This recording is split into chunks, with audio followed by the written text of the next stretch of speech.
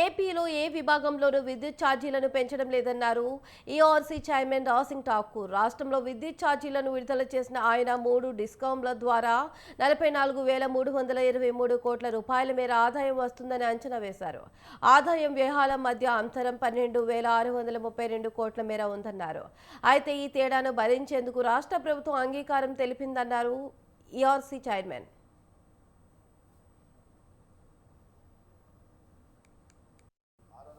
32.4 కోట్ల ఆదాయాన్ని ఆమోదించింది.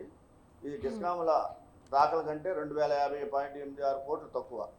డిస్కాములకు దాఖలు చేసేటువంటి దానికంటే అంతరం 2050 కోట్లు తగ్గించి చేయడం జరిగింది. అలాగే రాష్ట్ర ప్రభుత్వం వారు 12,632.40 కోట్ల ఆదాయ అంతరాన్ని భరించడానికి అంగీకరించింది.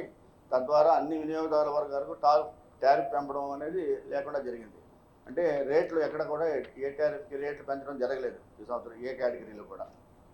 అలాగే రాయితీలు, ఉచిత ఎనర్జీ, వ్యవసాయ వినియోగదారులు, ఉద్యానవన నర్సరీలు, ధోబీఘాట్స్, ఆక్వాకల్చర్ రైతులు, షెడ్యూల్ కులాలు, తెగ కుటుంబాలు మొదలైన వాటితో సహా నిర్దిష్ట వినియోగదారు వర్గాలకు రాయితీలు, ఉచిత విద్యుత్తును అందించే ప్రభుత్వ ఉత్తర్వులు అన్ని సబ్సిడీలో చేర్చబడ్డాయి. అంటే వివిధ వర్గాలకు ఇవ్వాల్సిన సబ్సిడీలన్నీ కూడా పరిగణలోకి తీసుకుని ఈ ఆర్ఆర్ని ఆమోదించడం జరిగింది. ఏపీఆర్సీ